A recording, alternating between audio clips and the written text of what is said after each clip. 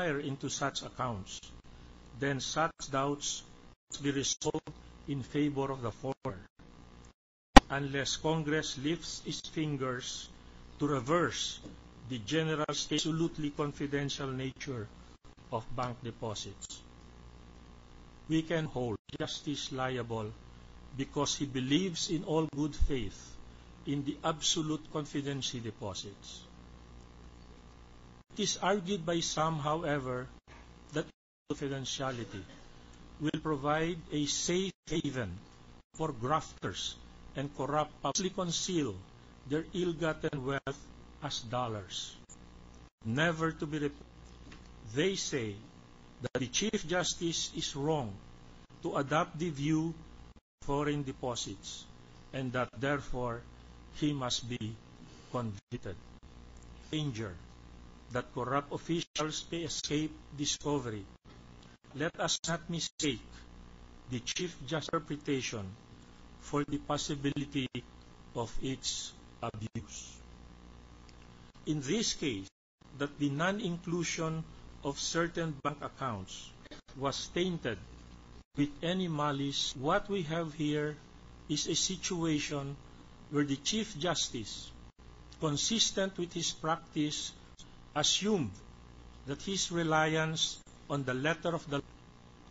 Yes, there may be what we call a gap or a hole, which may pertain to a question of law. In this case, the gap may have to do with shallow deposits vis-a-vis of public disclose their assets and net. Notably, even BIR Director Estrella Martinez, in oral and examination, did not find any disclosed a dollar deposit. Plainly, all these public of RA 6426 and 6713 in the same case. We are all aware the separation of powers requires only to the Supreme Court decisions as definitive. To this day, however, there is no ruling that confidentiality provided under RA 6426 with respect to filing this lacuna or to filling this lacuna is through an express mandatory legislation. In both cases, the results of these processes, in other words, the Chief Justice cannot be made answerable prior to a Supreme Court ruling or legislative amendment. Explicit his interpretation as erroneous. There is no liability for an erroneous interpretation of the law. The Chief Justice, Your Honors, has acted in his conviction and belief that RA 64 full and absolute confidentiality, as held in nagmamalasakit na mananananggol, just does not imply that he gets to have less in law. The law is solicitous of any individual's rights in life. He should have disclosed his foreign currency deposits in his salary, that this non-disclosure in the SALN will not.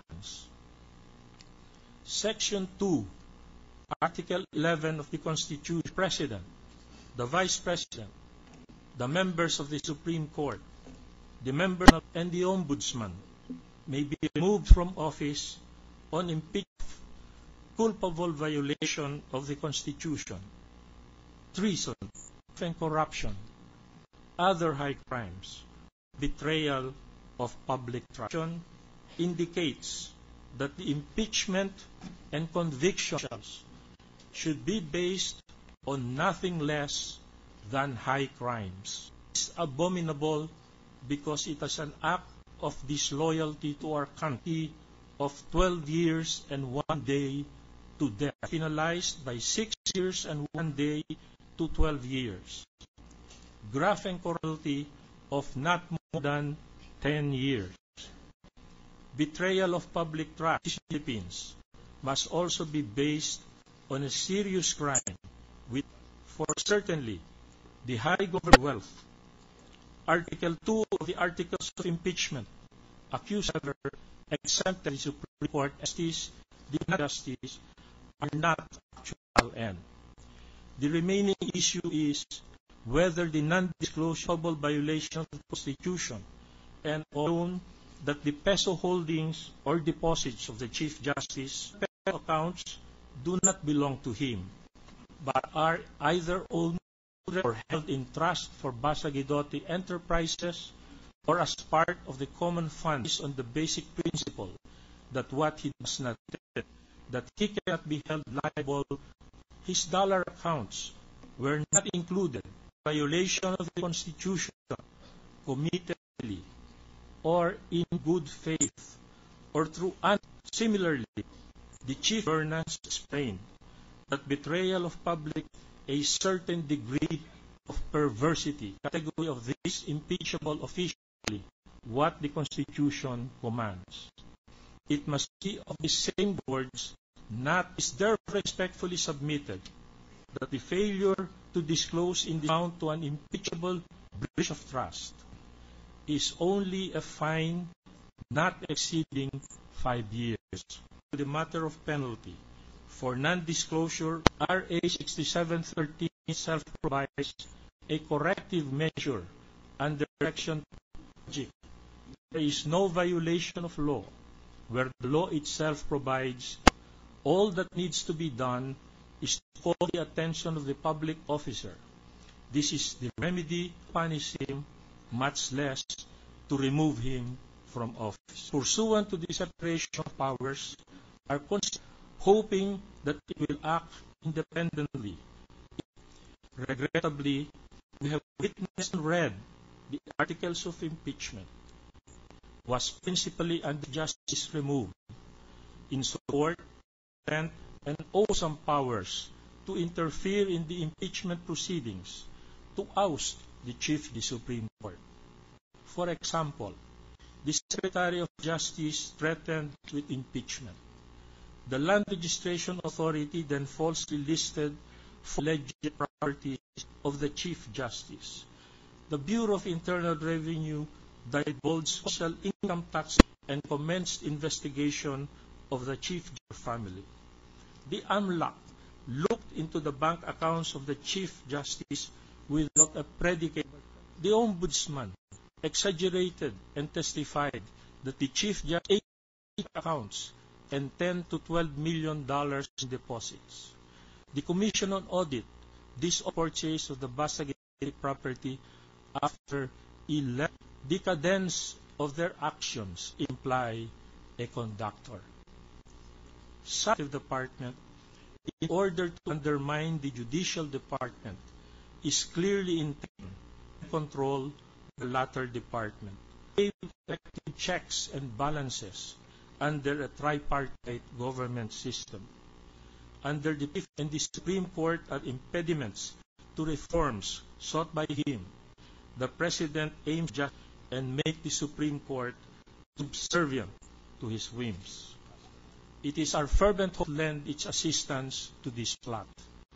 Let not this institution allow independence.